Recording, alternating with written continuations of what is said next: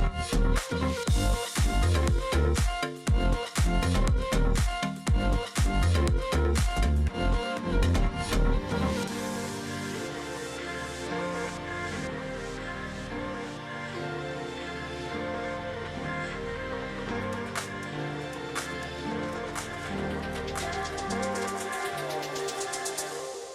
there guys, and welcome back to another Disney Top 5 video. We have a new mini-series, Top 5 mini-series. I know that if you made it to the end of the other one, we said we were going to do Disney, top Disney, or favorite Disney songs or something like that. We decided to scrap that idea. And Joelle came up with this, and it just seemed like a good idea to do just overall favorite things in each park. Yeah. So we're going to start today with Magic Kingdom, and Stuart's going to give his top 5 things to do in Magic Kingdom, and I'll give my top 5 things to do in Magic Kingdom. And if you're watching this planning a trip to Disney, maybe that will help you think of some things you haven't thought of before. And if you've been to Disney, let us know what your top thing to do in each park is. Yeah, we'd definitely be interested in hearing that. Yeah. Before we get into that, as always, make sure you check out our social media. Give us a follow on Instagram, check out our website and Facebook page and all that fun and exciting stuff. And interact with us. Let us know what you'd like to see us rank, or recipes you'd like to see us try, or whatever. Just say hi. That works too. We love it when you say hi. So I think with that, we're going to jump right into this list. And because I went first last time, Joelle's going first this time. All right. So like I said, we're starting with Magic Kingdom. So these are our top things to do when we visit Magic Kingdom. And so these are like must-dos. Right. Although I do have one thing on my list for a future park that we haven't done yet. But if we don't do it the next time we go, I'm going to be very sad. Is that okay? A future park? What the heck do you mean future? You mean like a park, not Magic Kingdom, but a park we're covering. Oh, yeah. Oh, I've got one or two of those throughout the list as well. So. Okay, good. Then I don't feel quite so weird. We didn't really set down too many guidelines for this. No. Okay, so my number 5 top thing to do in Magic Kingdom is shop on Main Street. I feel like if you don't visit the shops on Main Street when you're in Magic Kingdom, were you really in Magic Kingdom?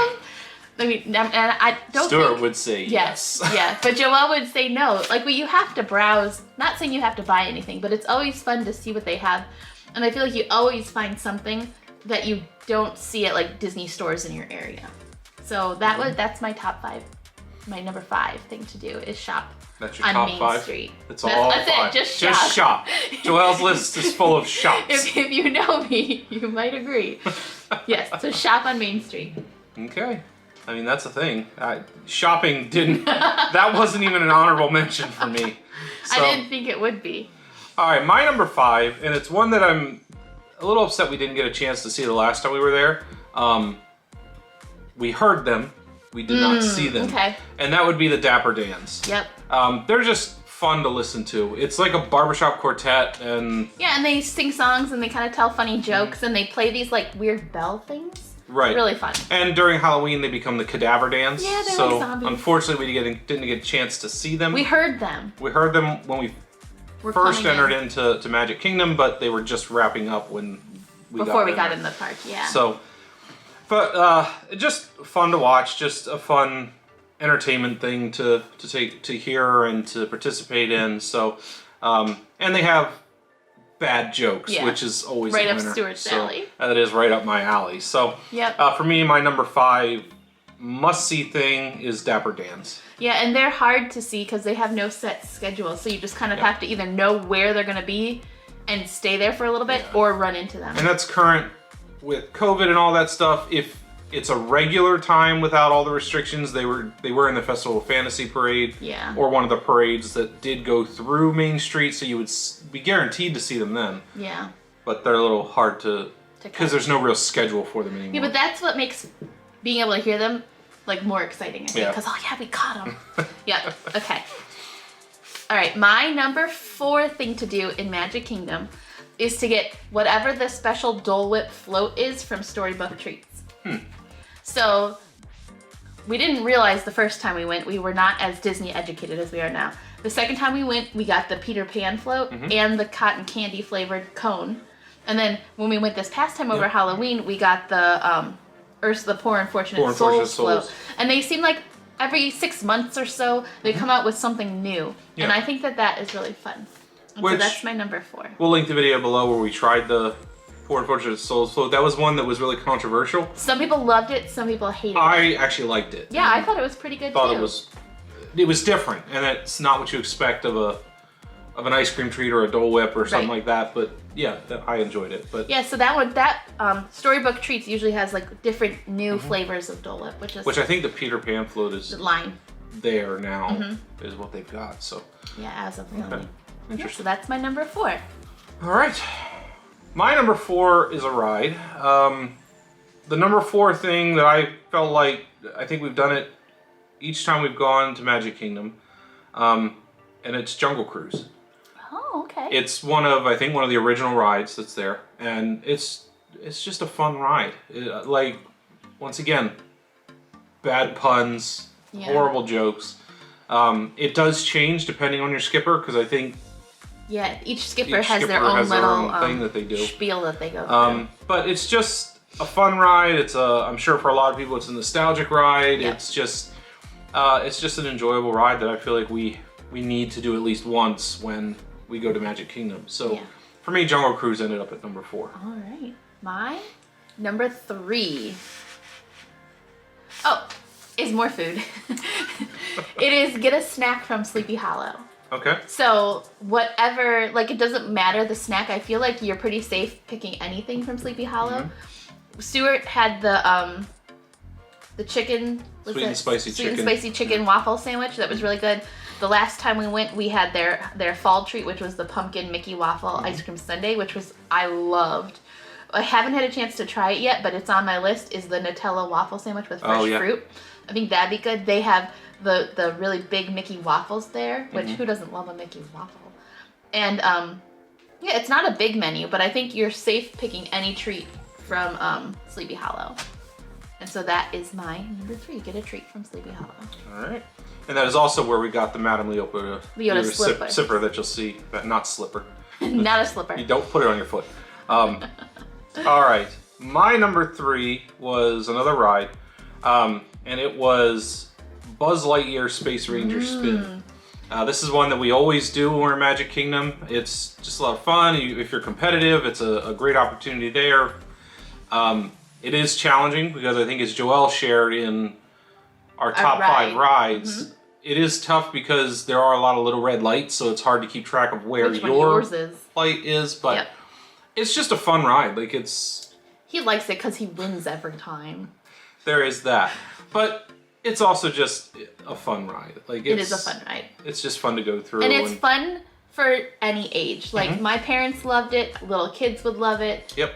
Like, people who grew up in our generation with video games, because you're basically in a video game, love it. It's fun for everybody. Yeah. So, for me, and with the more and more limited stuff that is in Tomorrowland right now, it's obviously well worth checking out. Yeah. Just and for it that never reason. Usually has too long of a line. It's not like one of the main attractions. I think when we were there, granted with reduced crowd sizes, 45 minutes-ish was the longest, maybe an hour. Yeah. Yep. So it's definitely worth checking out and doing. All right. Number 2? Yep. All right. My number 2 thing to do in Magic Kingdom is Haunted Mansion. Oh. That is one that you have to do when you go to Magic Kingdom. It's an opening day attraction. Right. It's so much fun. Like, it's like spooky fun. I don't know. It's the doom buggies, the guy who is talking, having the hitchhiking ghosts in your thing at the end. It's just, it's starting to become nostalgic, you know? Nostalgic from 4 years ago. Yeah, we can have nostalgia from 4 years ago. So that's my number 2 thing. And if it's something that if we didn't do when we went to Magic Kingdom, I would be pretty sad. Yeah. Yeah, that's a good one. My number 2 is the sweet and spicy chicken waffle sandwich. Oh, we hadn't had anything in common yet. I was like, are we not going to have any of the same? Yeah. We do have one of the same. Yeah, as Joelle said, not last time we didn't get a chance to get it because they don't serve it till after 11. And we were there before then. And we just never got back around to that part of the park, really, to get it. But it's just a delicious sandwich. Who doesn't love chicken and waffles? It's got that nice blend of heat, but also sweetness that I like. And there's like a crunchy coleslaw on there, too. Yeah, so for me, the number 2 thing is definitely that sweet and spicy chicken and waffle sandwich from Sleepy Hollow. So, there you go. number one must do in Magic Kingdom is get a picture in front of the castle. Oh, yeah, I didn't even think anything like that. Yep. If you don't do that, did you even go to Magic Kingdom? Pictures or it didn't happen. That's right. So this past time we were able to go back at night because we went on Halloween and the castle was like all lit up for the night and that was so pretty. They're some of my favorite pictures that we've had, like, period. Granted, there's masks, but... Well, yeah, but I mean, it's like, it's going to be a thing like, oh, remember that time when we had to wear masks? Hopefully. Hopefully it will be a thing of the past soon. But yeah, so I think you have to get pictures in front of the castle. Okay. You just have to. Apparently you just have to. That's right. All right. My number one, the thing that I feel you have to do when you go to Magic Kingdom is ride Haunted Mansion. I figured. Shouldn't be a shock at all. By far, for me, Haunted Mansion is the best ride in Magic Kingdom. That's not saying a lot because there's not a whole lot that I really like. Yeah, we're not a big fan of drops, and so like there's a lot of rides like Splash Mountain we haven't done because it's not really our thing. We haven't done and some of the bigger. We haven't done any of the mountains, really. No, really. No. Space Mountain, Splash Mountain, Big Thunder Mountain. We did do Seven Dwarfs Mine Train. Yeah. And that was fun, but it's not long enough to wait in line as long as you do. And it always has like the longest line in Magic Kingdom for some weird reason. But personally, that's my personal opinion. Yeah. But for me, like Joelle said, it's a neat experience. It is like an opening day attraction. Yeah. It's the technology that they used even back then is still impressive today. You know, getting to the end and seeing the hitchhiking ghost in the Doom buggy with you and all of that. Yeah. It's just the story that goes along with it. It's a great ride. Even the line is fun. There's a lot of neat things to look at in the queue, from you know, the busts of the people to the moving-eyed Madame Leota gravestone. Yeah, the funny puns on the gravestones are fun. There's the one if the extended queue is open where you walk by and the person is talking and they're like doing funny jokes. Right. Yeah. You know, and when it's operating like it should, the stretching room, all of that. It's just a great ride. And for me, it's the top thing that you must do at Magic Kingdom. All right. Any honorable mentions? I have a few. I did have 2 honorable mentions. Okay. The first, and some people may not agree with it, but I like it, and it was down the last time we were there, the People Mover. That's on my list too. I don't know, I just like that.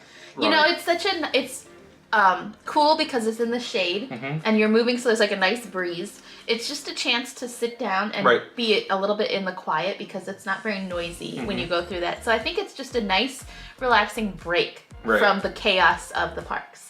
Yeah, so for me, People Mover is definitely... Yep, that was on my list too. My other thing was, and we've only seen it once because we chicken out before the end of the day, is Happily Ever After. And that's not running right now. They haven't done fireworks shows in over a year, I think. But at the time of filming this, they're starting to test nighttime so shows. That may be coming back soon. But it was a neat show. I think the projections on the castle are neat. The fireworks show is always impressive. So, and I think as I'm kind of reflecting back, now granted, Epcot's about to have a new show, so I don't know what that's like. I really think it's the best fireworks show that Disney has at any of its parks right now. I do think we just watched it standing on Main Street. Excuse me. And I think that if we were to stay for Happily Ever After again, and they're offering it, we would do a dessert party and have somewhere with reserved seating or standing. Right. Because it's obnoxious. Tough to be able to have a clear view of the castle, especially if you're short like me. And even if you're not recording, and I get you want your kids to see it, but parents will lift kids up on their shoulders. And then you can't see anything if you're standing behind them. So we understand, and yet we get frustrated with it. Yeah. So I would agree. I think if we were to stay for that show again, we may in the future put it with a dessert party so we have guaranteed spots where we know people aren't going to be standing in front of you. So. Yeah. All right. My honorable mentions that you didn't mention would be, I would like to go back to Gaston's Tavern and do the cinnamon roll and the LeFou's brew again. I thought that was good. the Carousel of Progress, just because That- it's something we've always done, and it is like the one thing that Walt Disney touched. And know that's like controversial for some people. We were watching a video not long ago where they said it's a once and done for them, but we've done it, I think, every time we've gone. Every time, yeah. And it's a 20-minute show where you get to sit down in the air conditioning. Like, it's... Yeah, the song is catchy, it's Right. fun. Like, the sets are pretty extensive, so you see new things like every time you go through. Yeah, it's just fun and sweet and innocent and, you know, a nice break. And it also has some of the more entertaining breakdowns, so... Yeah, the one guy loses his hand. Right. So, That's true. You hope for that type of situation, but... Yeah. But yeah, I thought about the Carousel of Progress, but it didn't end up on my list, but it is one that we've done every time. Yeah, and so that would be the only things that we haven't mentioned. Just be careful before. if you're tired, because You can fall asleep. fall asleep in there. For sure. Yeah. Yeah, so I think that's it for our top 5 must-dos in Magic Kingdom. Yes, let us know what you guys think. Yeah, we'd be interested in seeing that. And next time, I think we're going to be looking at the top 5 Epcot things to do, so make sure you tune in for that. I don't know, I had a pretty easy time getting that one together. Oh, yeah? Yeah, Oh, okay. I think so. But that is definitely going to do it for us in this video, so make sure that you like, comment, subscribe, all that fun and exciting stuff. And we will catch you in the next video. Thanks for watching. Bye. Bye.